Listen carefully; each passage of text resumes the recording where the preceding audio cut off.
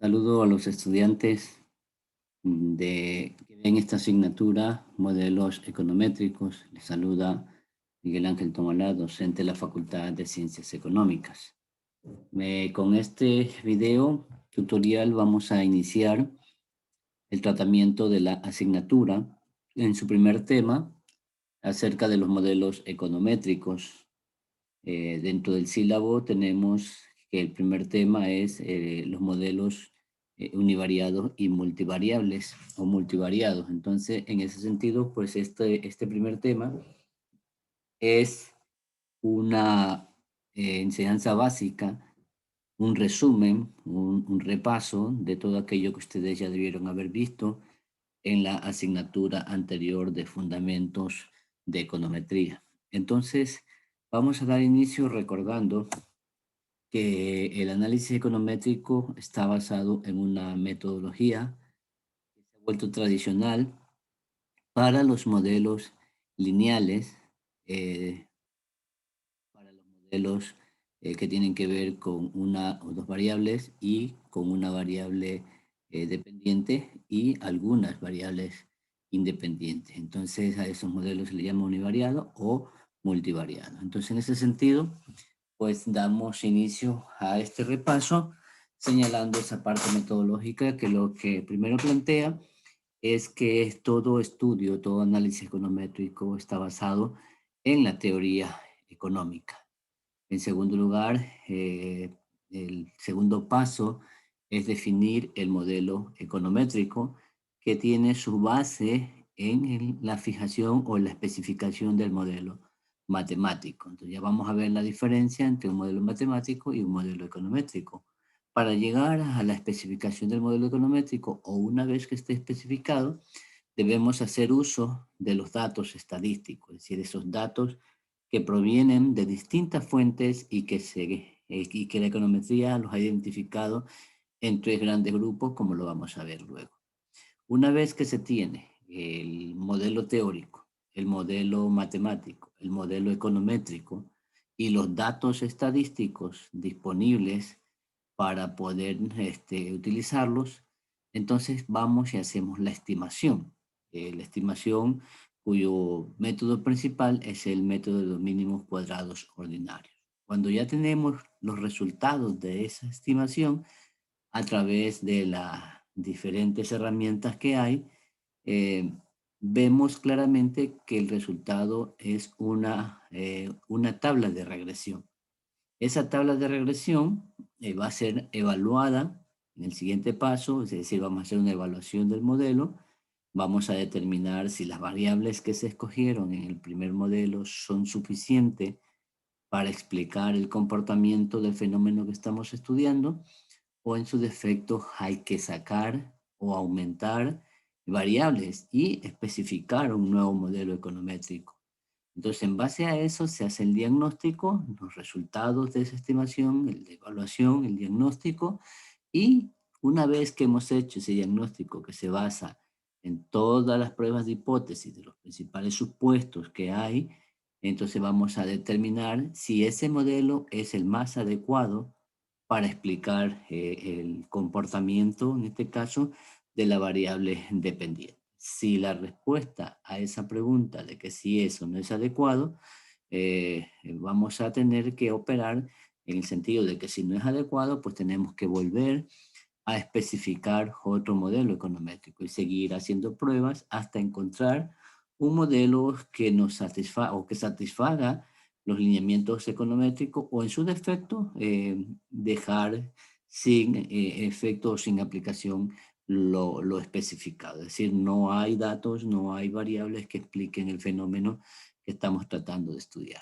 En cambio, si el modelo es adecuado, entonces se lo utiliza para dos cosas fundamentales. Primero, para pronosticar el comportamiento de la variable Y o de la variable endógena o dependiente en los siguientes periodos que querramos nosotros pronosticar. Y en segundo lugar, en base a eso, pues que quienes están utilizando estos resultados pues puedan desarrollar o planificar o hacer análisis de políticas públicas o de políticas empresariales dependiendo de dónde se utilice la econometría. Entonces, en ese sentido, este es un resumen así rápido de lo que es la metodología econométrica.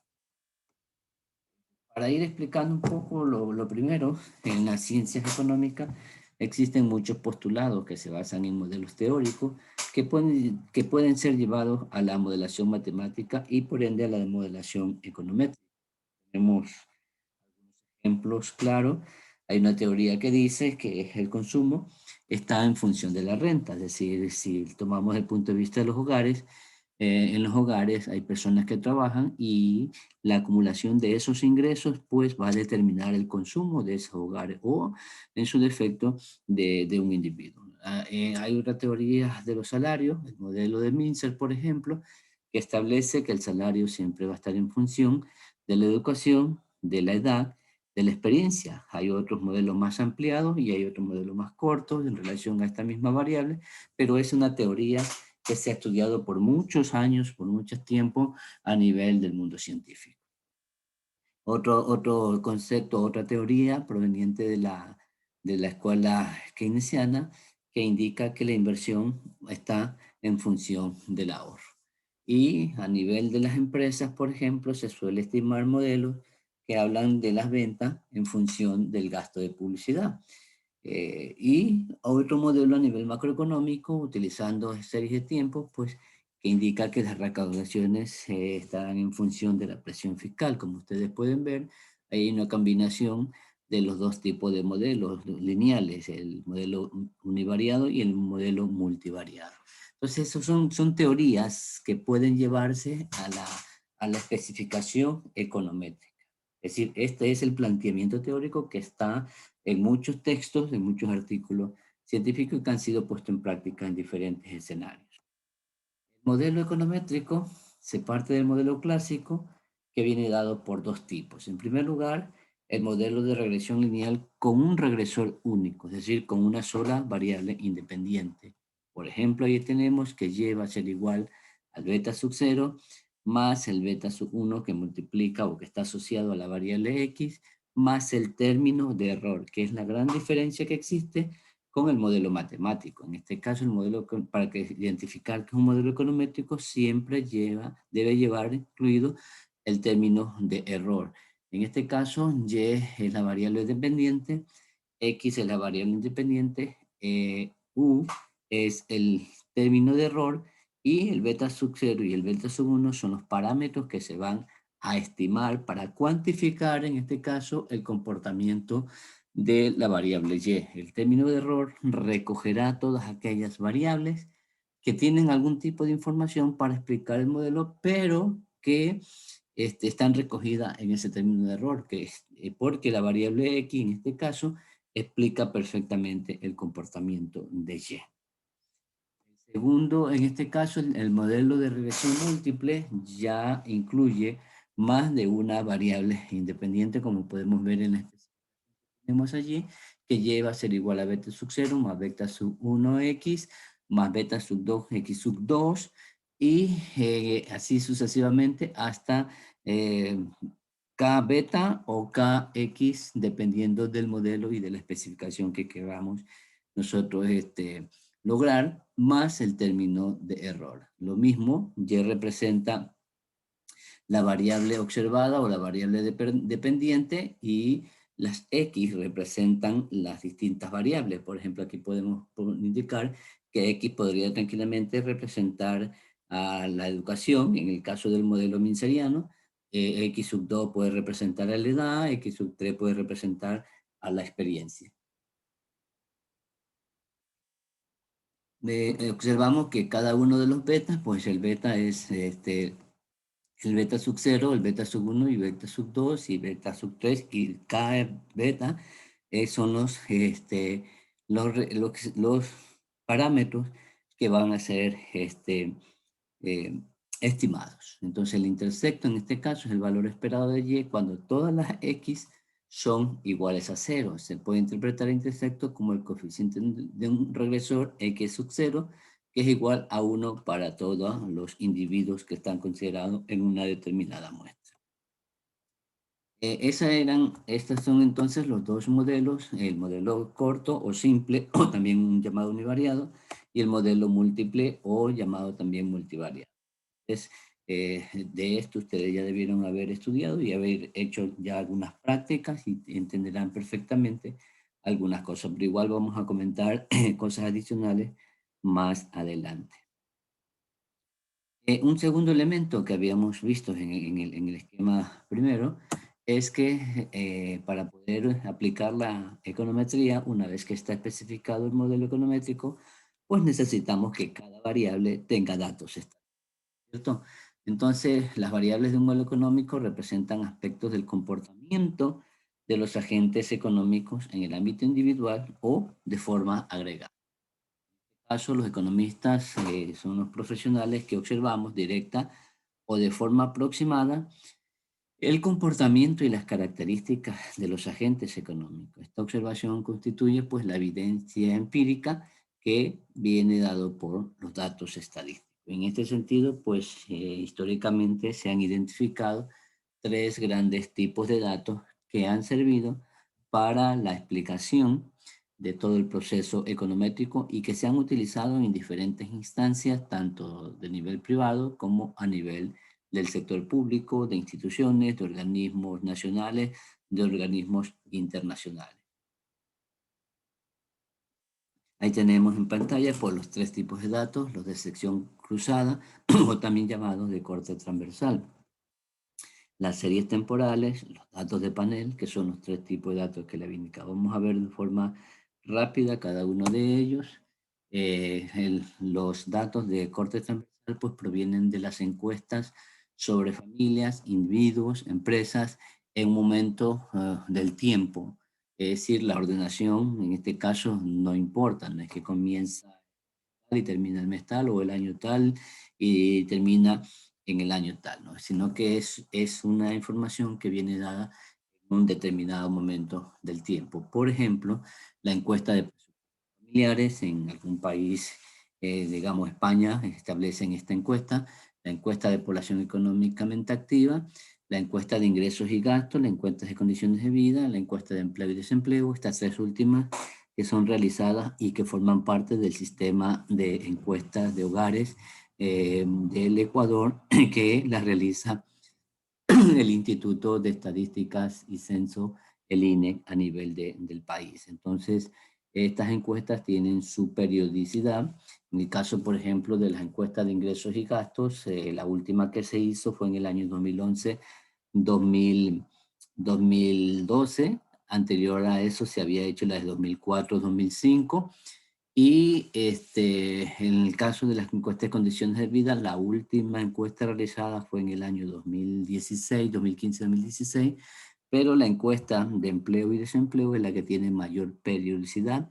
Esta encuesta se la realiza durante 3 veces, 3 periodos del año, cada trimestre, y el INE está publicando los resultados cada trimestre. Es decir, pero la más importante allí es la que recoge los datos del mes de diciembre de cada año porque recoge prácticamente el comportamiento de cada año, pero cada una de las encuestas trimestrales son importantes porque a través de ellas se miden muchas variables que tienen relación con el sector de los hogares de la economía ecuatoriana. En este caso, los datos que se debieron haber trabajado en la primera parte de la enseñanza econométrica para la aplicación de los modelos lineales, es decir, los datos de corte transversal son los que se utilizan con mayor frecuencia para la explicación de la primera parte de la econometría, que son los modelos lineales. En este caso también podemos mencionar que una base de datos de corte transversal consiste en una muestra de individuos, de hogares, de empresas, de ciudades, de estados, de países u otras unidades tomadas en algún punto dado en el tiempo. Es decir, se tomó los datos en el mes de diciembre, en la semana 3 del mes de marzo, en el mes de junio, o se la hace cada trimestre o cada semestre, o una vez al año, una vez cada 5 años. Pero esto es una sola vez. No hay una secuencia de años como sí lo existe en los otros tipos de datos que vamos a ver más adelante.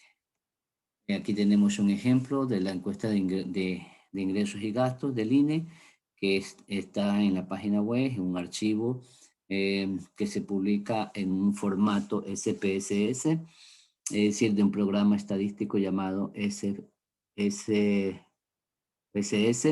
y que se puede utilizar también a nivel de otro programa.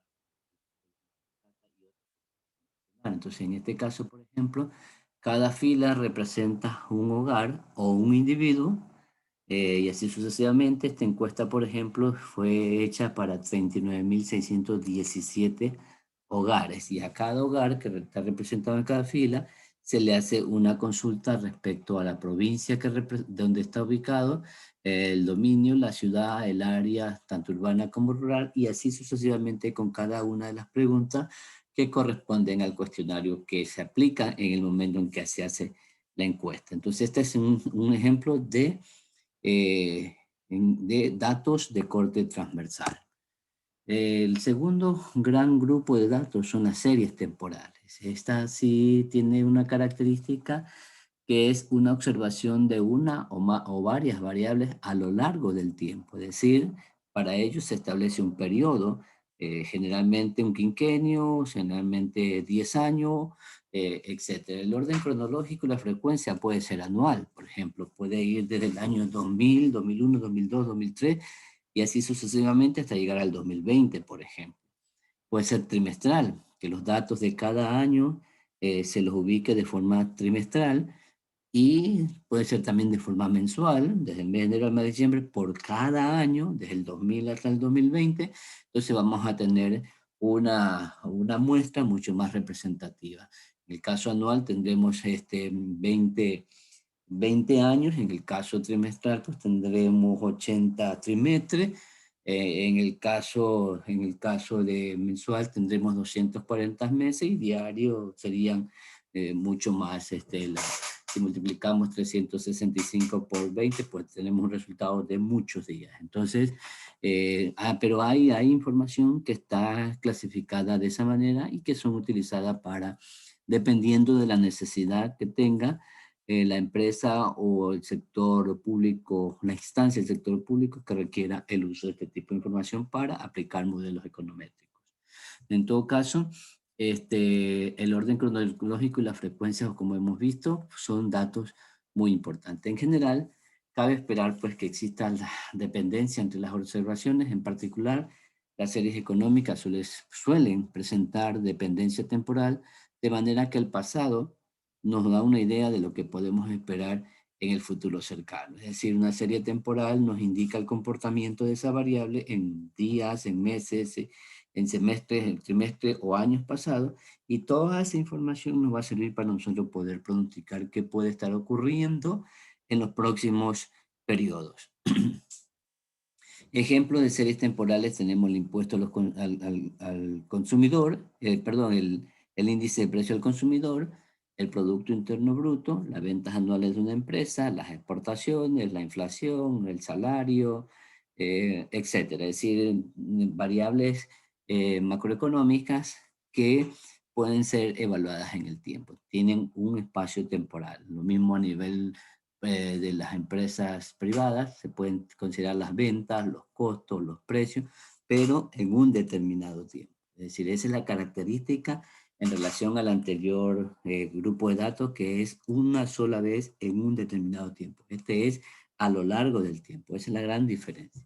El Banco Central del Ecuador, el Ministerio de Finanzas, el sistema de rentas internas, los organismos privados como las cámaras de comercio, las instituciones que hacen estudios estadísticos, los institutos de investigaciones económicas, son fuentes de información que se suelen utilizar para obtener este tipo de datos. Es decir, básicamente, una gran parte de la asignatura va a hacer uso de este tipo de datos, de las series temporales, cuando ya entremos a analizar y a aplicar este ejercicio relacionado a series temporales. Así que esto lo dejamos pendiente y lo toparemos más adelante cuando ya tengamos que hacer las prácticas necesarias para entender la dinámica de lo que es la aplicación econométrica con series temporales.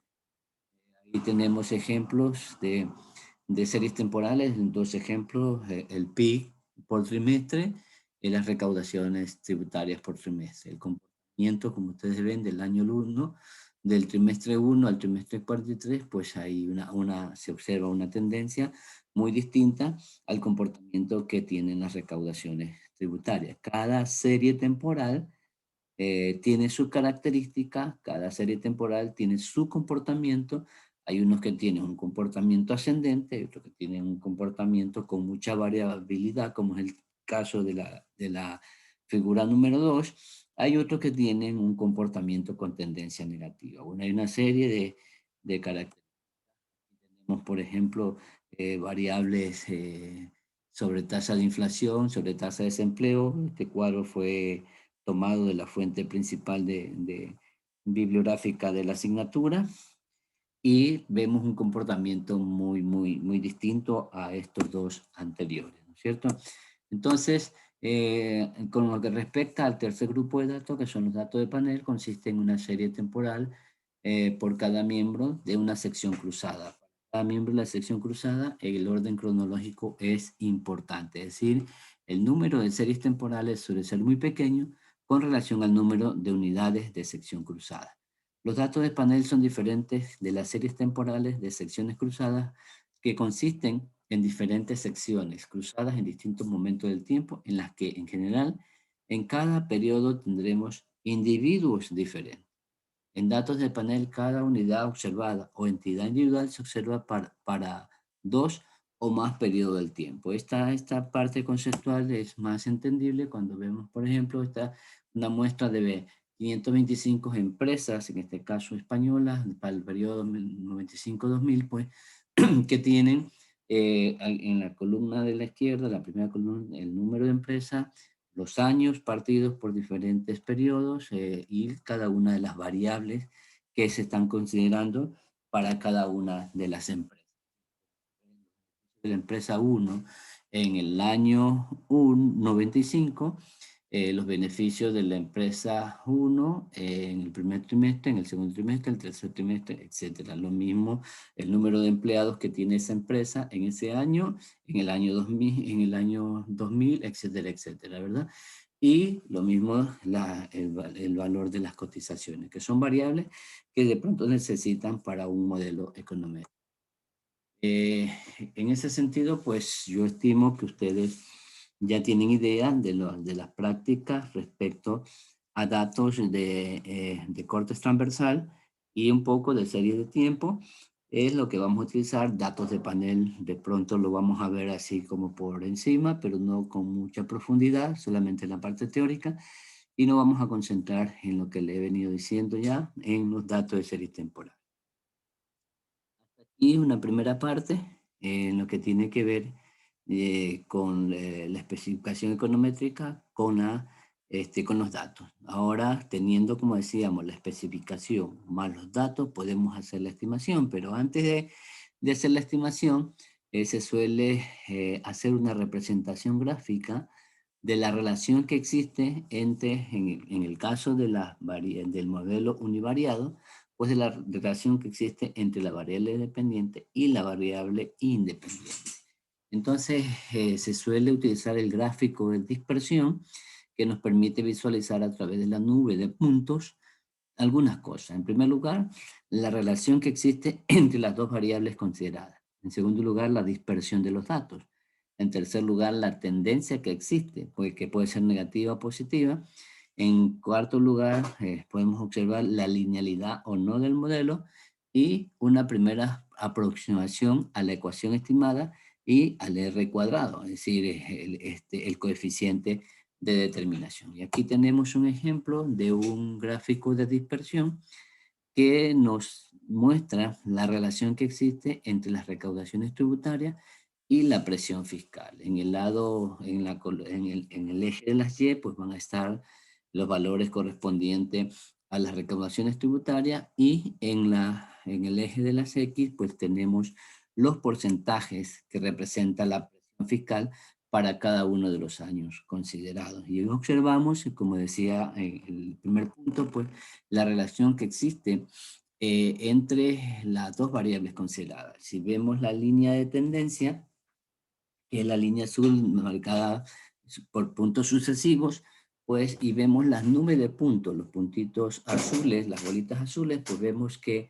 en cierta manera sí existe una relación, pero esa relación no es tan elevada porque existen puntos muy distantes a a la línea, ¿no es cierto?, de igualdad. Entonces, en ese sentido, cuando observamos esa dispersión, vemos que la variable, en este caso presión fiscal, sí explica el comportamiento de de las recaudaciones tributarias, pero hay algún tipo de información que falta porque no es suficiente, porque hay ese modelo especificado tiene alguna dificultad, habría que ir probando, porque la idea es que la relación esté lo más cercana posible a la línea de tendencia.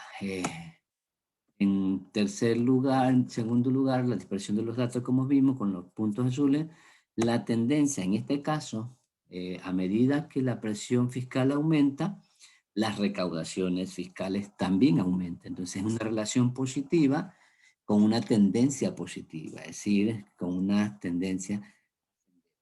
Aumenta la presión fiscal. ¿Qué significa que aumenta la presión fiscal?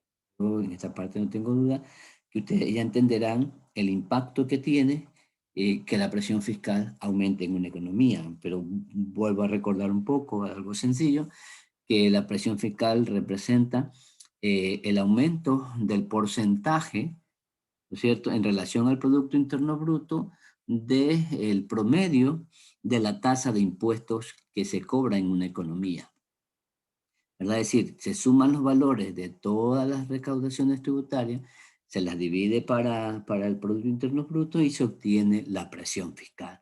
Y esa presión fiscal explica el comportamiento. A mayor presión fiscal, pues mayor recaudación, es decir, a mayor tasa de impuestos, más recaudación, ¿cierto? Entonces, esa relación es lo que se nota aquí, qué tendencia tiene ese modelo caso, podemos decir a priori que existe una linealidad porque los datos están muy cercanos a la línea de tendencia. Si tuviéramos datos muy dispersos, pues tendríamos que pensar que pudiera ser otra la relación, que no existe una relación lineal, sino que podría existir una relación cuadrática, una relación exponencial. En este caso, pues tendríamos que hacer las pruebas de hipótesis necesarias para determinar si el modelo es lineal o no es lineal en su totalidad. Y por último, cuando podemos obtener este gráfico de dispersión a través del programa Excel, pues también le podemos pedir al programa que nos muestre la ecuación estimada que viene dada por Y, que es igual a 443.500X menos 2.810.458. Es decir, y muestra el R cuadrado, que es el coeficiente de determinación. Ya ustedes han de saber interpretar esos resultados perfectamente, que representa ese valor que está asociado a la variable X. Es decir, en este caso, este vendría a ser el beta sub 1. Entonces, ese beta sub 1 explica el comportamiento de Y o la variación de Y cuando X aumenta en una unidad. Y el intersecto, pues ya ustedes también lo han de tener bien entendido, ¿no es cierto? Es el valor de Y cuando X es igual a 0.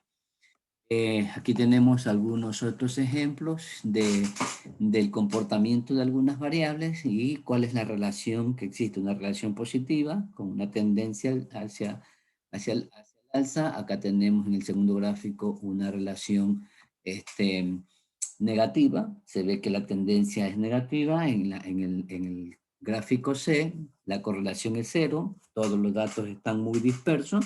Si trazamos una línea allí recta, ¿cierto?, de tendencia, pues no se observan los valores muy distantes, demasiado distantes de la línea de tendencia.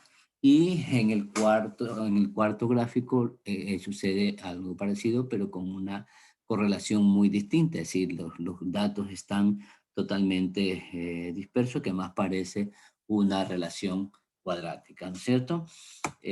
Bien. Una vez que hemos visto esta herramienta que es muy importantísima para poder observar, tener una primera aproximación al comportamiento y la relación que tienen las variables, el gráfico de dispersión es muy interesante porque nos muestra, nos permite ver, visualizar eso, pero para ser más efectivo, lo que tenemos que hacer es la estimación del modelo. Y para ello, pues el mundo de la econometría, los expertos en estadísticas, en matemáticas, pues han diseñado algunos programas estadísticos que sirven para realizar las estimaciones de los modelos o para hacer el trabajo econométrico. Tenemos uno de los más conocidos que es el Stata, el IBIOS, el SPSS, el Gretel, el Minitab, el R, entre otros distintos programas que son utilizados tanto para la enseñanza académica como para la práctica. Pero lo que más, por ejemplo, en el mundo científico, en el mundo de la investigación económica, uno de los que más se utiliza es el Stata, seguido por el SPSS. El IBIO y el Gretel sirven más como para la enseñanza en el mundo académico. En algunas ocasiones, para iniciar el estudio econométrico, se suele utilizar el programa Excel, que también permite hacer una enseñanza básica de la econometría, pero que en la práctica ya para muestras demasiado grandes, ya se necesita un programa o un software más avanzado. Así que este es el siguiente paso. Tenemos este modelo, vamos a ir de esta especificación y un poco ir explicando cómo tendríamos una práctica en este sentido. Un modelo econométrico univariado, pues planteado a partir de que y es igual a beta sub 0 más beta sub 1, x sub 1 más u, donde y representa las recaudaciones tributarias, x la presión fiscal para dar seguimiento a los resultados que tenemos en el gráfico de dispersión, y beta sub 0 más beta sub 1 son los parámetros que se van a estimar y la u es el término de error. El resultado obtenido de haber aplicado este modelo univariado econométrico en un programa como Stata es el siguiente. Es decir, la estimación da como resultado la tabla de regresión. Aquí vemos, tenemos los resultados que arroja el programa Stata y tenemos estos datos que son los que vamos a analizar.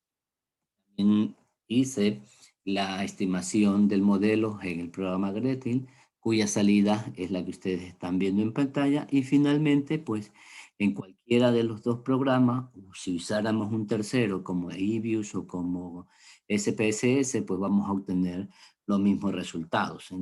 Entonces, la ecuación estimada para el modelo teórico de que la recaudación tributaria es igual a la presión fiscal, tenemos en este caso que el valor del beta sub 0, que lleva a ser igual al intersecto, que es 2.810.456 más 44.400 x sub 1 más u sub i. Entonces, ese sería el resultado que se ha obtenido de esta estimación.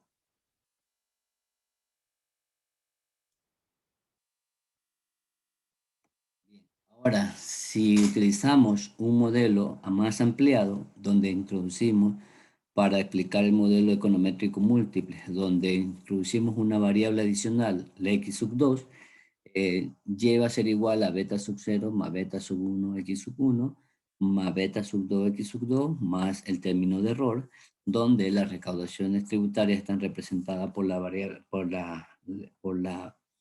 y, mientras que la variable x representa al Producto Interno Bruto, x sub 2 representa a la presión fiscal, y beta sub 0 más beta sub 1 y beta sub 2 son los parámetros a estimar, y como ya conocemos, pues U representa el error. En otras ocasiones hay otros autores que en vez de U colocan el símbolo de Lexio, que es como una E, para especificar el término de error. Tenemos el resultado en el programa Stata, ahí están los datos. Luego tenemos en Gretel también la estimación, y finalmente el resultado nos va a dar de que Y va a ser igual a menos 24. 24 millones 24.28, creo que ahí hay un error, pero bueno, más el valor de X sub I, el valor del parámetro de X sub I, el primero es el parámetro del intersecto, más 21.500.000 de X sub 2, más el término de error. Entonces, ese sería el resultado de la estimación. Ahora, vamos a hacer la evaluación del modelo y el análisis de los resultados. Luego de realizar la estimación, se debe realizar el respectivo análisis de los siguientes resultados. Es decir, en cada tabla que nosotros encontremos, en el análisis econométrico, lo que vamos es a tomar en cuenta, por un lado, el coeficiente de correlación, también llamado coeficiente de correlación de Pearson, el coeficiente de determinación, que es el R cuadrado, el coeficiente de determinación de R cuadrado ajustado o corregido, si es para un modelo multivariado, el estadístico F, los coeficientes estimados, el análisis de los coeficientes estimados, y el p-valor. Se observa la significancia estadística de la variable y si el modelo es bueno para explicar el comportamiento de la variable dependiente. Luego de ello, pues una vez que hemos analizado los resultados obtenidos en la tabla de regresión, vamos a probar si esos resultados son suficientes para poder elegir como el mejor modelo. En este caso vamos a ver algunas pruebas de hipótesis relacionadas con la normalidad, con la linealidad del modelo, con la significancia individual o conjunta de los coeficientes estimados, la multicolinealidad, la heteroscedasticidad, que son supuestos normales que existen en el mundo econométrico para determinar si un modelo es el más adecuado para explicar el comportamiento de la variable Y, en función de las variables explicativas o independientes que se hayan escogido en la especificación econométrica. Este es todo un trabajo estadístico. Yo creo que ya les he dicho que cada uno de estas herramientas pues tienen una explicación muy compleja, muy difícil. No es el caso de la asignatura ponerme a explicar cada uno de los procedimientos estadísticos de forma manual que se puedan hacer para poder obtener los resultados. El programa estadístico tranquilamente cuando hacemos los contrastes de hipótesis lo pueden dar los resultados. Lo interesante aquí es que ustedes ya han de saber perfectamente cuándo rechazar o cuándo aceptar una hipótesis nula, cuándo rechazar una hipótesis nula y aceptar la hipótesis alternativa. Eso yo creo que ya lo deben de dominar perfectamente. De lo que estamos haciendo en este caso es un repaso así rápido de todo lo que es el